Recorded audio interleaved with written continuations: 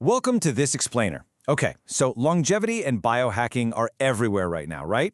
I mean, people are literally spending millions on cold plunges, red light therapy, and these extreme diets just to, add a few more healthy years to their lives.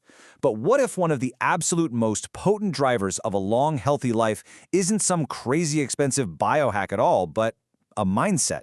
If you've spent any time looking into productivity or self-help, you've almost certainly bumped into the concept of Ikigai. But here's the thing, what you think you know about it, it might actually be totally wrong. So today we're going to unpack the myth, explore the scientifically backed reality, and see what we can genuinely learn from the world's longest living people. You've probably seen this exact Venn diagram floating around LinkedIn or Instagram, or maybe someone brought it up at a corporate retreat. It's those four neat overlapping circles mapping out this quote-unquote ideal life. What you love, what the world needs, what you're good at, and what you can get paid for. The idea is if you can perfectly align all four of those massive life-altering criteria, that sweet spot right in the middle, boom, that's your Ikigai. It looks perfectly balanced, totally optimized, and honestly, ready to be slapped on a motivational poster. But I've got to ask you kind of a provocative question here. Is this really the authentic Japanese secret to a happy life? I mean, does finding your life's deepest purpose really require you to successfully monetize your passion and solve the world's problems all at the exact same time? Surprisingly, no.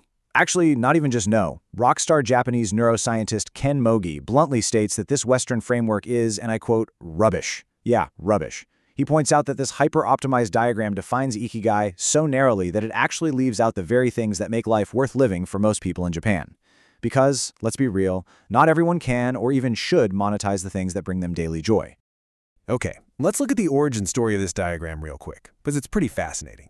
This famous image, it doesn't actually come from ancient Japanese philosophy at all. Nope. It was created in 2014 by a British entrepreneur named Mark Wynne. Basically, he took an existing purpose Venn diagram made by a Spanish astrologer, swapped the word purpose for Ikigai after he watched a TED Talk, and just published it at a quick blog post. And it went massively viral. But in the process of going viral, it completely stripped away the true cultural context of the actual word. Which brings us to part one. What is true Ikigai?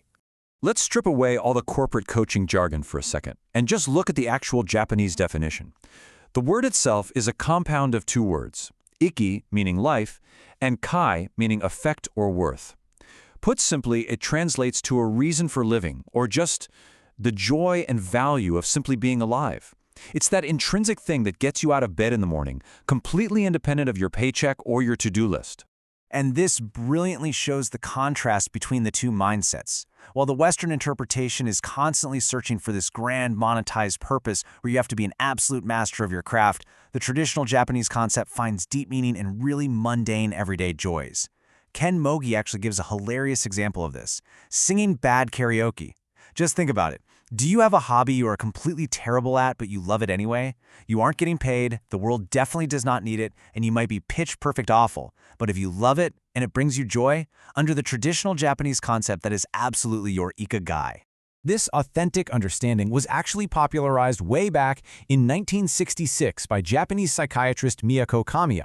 She noticed that the true power of this concept lies in what she called Ikigai-kan.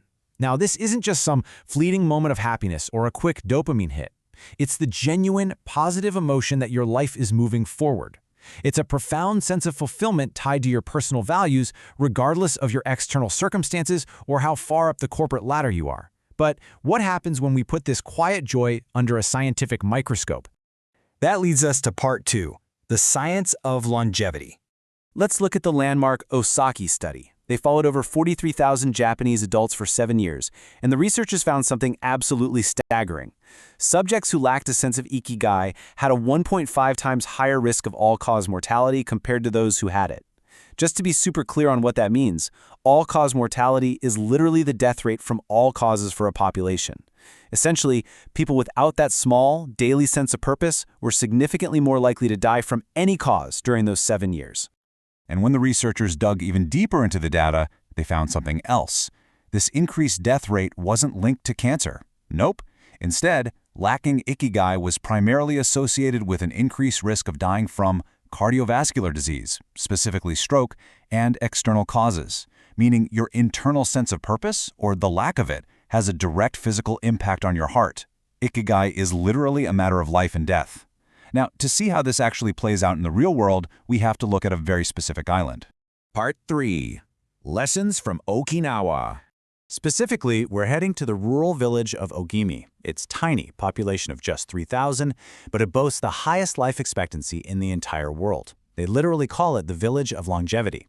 If you look at the data over the decades, Okinawans and Japanese populations have vastly outpaced countries like the US in life expectancy.